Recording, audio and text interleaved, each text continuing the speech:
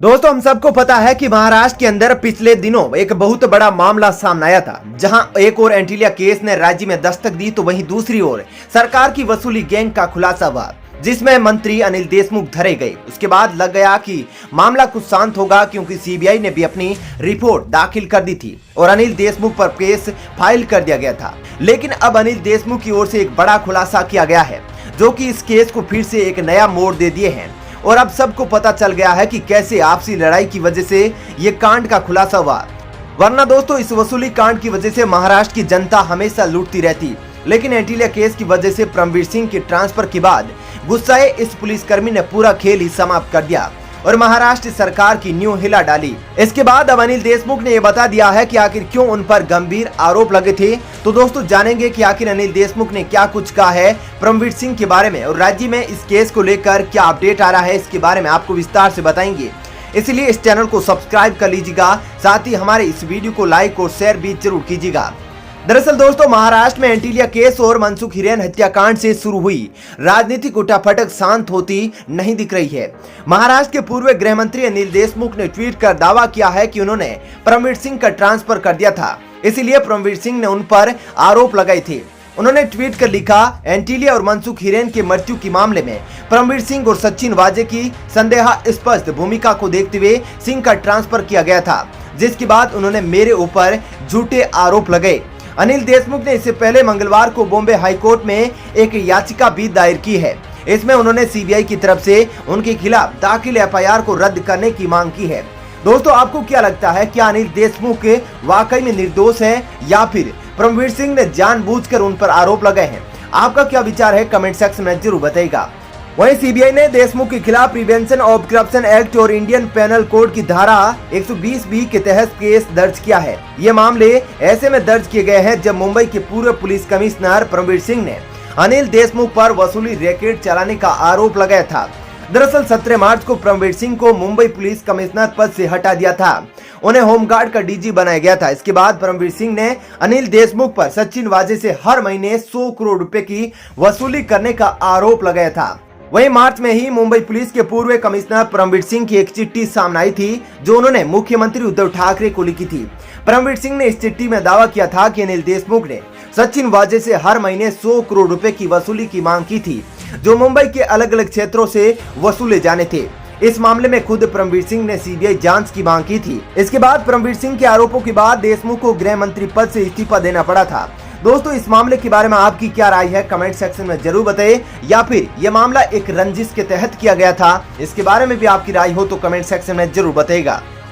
दोस्तों पत्रकारिता जगत में शुक्रवार यानी कि 30 मार्च 2021 को रोहित सरदाना का निधन के बाद मातम पसरा रहा। हर कोई आज तक के वरिष्ठ पत्रकार के देहांत की खबर सुनकर उन्हें श्रद्धांजलि दे रहा था। इस बीच इस्लामी कट्टरपंथियों और वामपंथियों के संदेशों ने लोगों को पूरी तरह झकझोर कर दिया। इनमें से एक नाम न्यूज लॉन्ड्री की स्तंभकार शर्जील उस्मानी का है। वही शर्जील उस्मानी जिस पर दिल्ली के हिंदू विरोधी दंगों में कई तरह के इल्जाम लगे थे। जैसे ही सरदाना की निधन की पुष्टि हुई, शर्जील उस्मानी ट्विटर पर जश्न मनाने लगा। उसने सरदाना के सहकर्मी राजदीप सरदेसाई की ट्वीट पर नफरत से भरी प्रतिक्रिया दी। दोस्तों सरदाना जी एक निडर बेखौफ पत्रकार थे, जो हमेशा देश हित के लिए सोचते थे और देश धर्म को सर्वोपरि मानती थी। इसलिए वामपंथी और कट्टरपंथी हमेशा उनसे जलते थे। इसी का नतीजा रहा कि उनकी मौत के बाद भी उनके जलने की बू लगातार आती रही। तो दोस्तों आपके सामने पूरी बात को एक्सप्लेन करेंगे कि आखिर वामपंथी किस प्रकार के धू धू कर जले और बेखुलाम किस प्रकार से नफरत फैलाने में लगे हैं।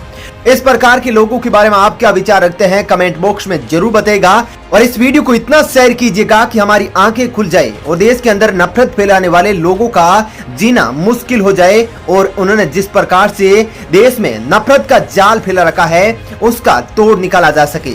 दरअसल दोस्तों वामपंथियों के और कट्टरपंथियों के जलने का सिलसिला तब शुरू होता है जब रोहित सरदाना के सहकर्मी राजदीप सरदेसाई ने एक श्रद्धांजलि से भरा ट्वीट किया, जिसके बाद उस ट्वीट की प्रतिक्रिया में शर्जील उस्मानी ने जो लिखा वो सोचनीय है।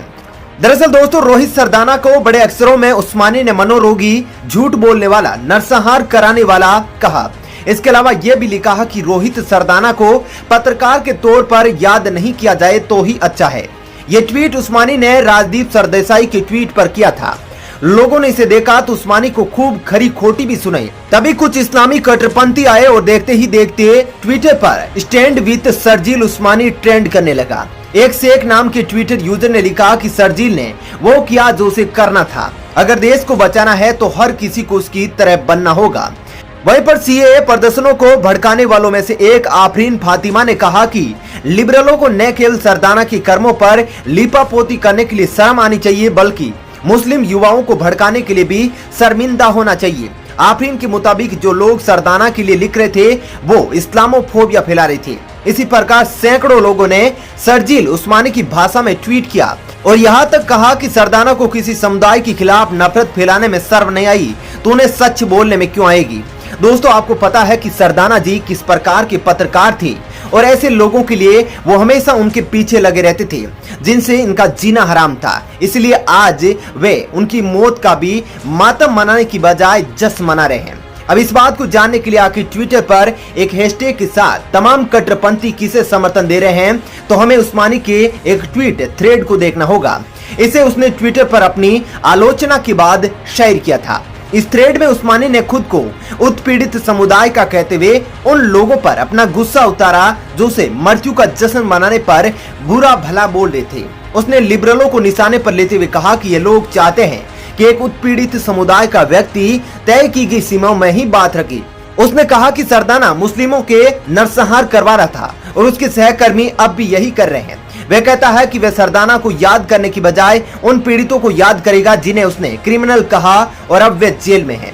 दोस्तों, आपको पता है कि सरदाना जी हमेशा देश हित में बात करते थे। उन्होंने कभी जाति धर्म को नहीं देखा, इसलिए ये लोग उनसे जलते हैं। यहाँ ध्यान रहे कि उस्मानी जिस पत्रकार के लिए घटिया बातें कर रहा है उनका निधन कोविड-19 से संक्रमित होने के बाद हुआ। इससे पहले उन्होंने सिर्फ अपना काम किया, बिना शर्जील इमाम जैसे हिंदू विरोधी दंगों में शामिल लोगों का महिमा मंडन किए। उस्मानी कहता है कि अगली बार जब कोई फांसीवादी मरे तो लोगों को उस पर उदास नहीं होना चाहिए। यह सबसे बड़ा मानवता का काम होगा। गौरतलब है कि शर्जील उस्मानी के एक एक शब्द इस्लामी एजेंडे के वाहक है। इसी के तहत लोगों की मृत्यु का जश्न मनाया जाता है। उसका होना भी लिबरल मीडिया और बुद्धिजीवियों की देन है। मगर अब ये उस्मानी पूरी तरह से अपनी हकीकत दिखा चुका है और अब चाहकर भी लोग इसके कुकर्मों पर पर्दा नहीं डाल सकते। लिबरलों ने इसे पाला पोसा और इसका बचाव करके इतना बड़ा कर दिया कि यह खुलकर नफरत फैलाने लगा। ऐसे में हम हैरान कैसे न हो, अब खुलकर किसी की मृत्यु का जश्न मनाया जाता है। दोस्तों, आप ऐसे लोगों के बारे में क्या कहना चाहते हैं कमेंट सेक्शन में जरूर बताएं और अपनी राय अपना विचार कमेंट करके जरूर बताएं और इस वीडियो को लाइक और शेयर जरूर करें। दोस्तों, भारत के अंदर जियो को लाकर के दुनिया भर के इंटरनेट जगत में भारत का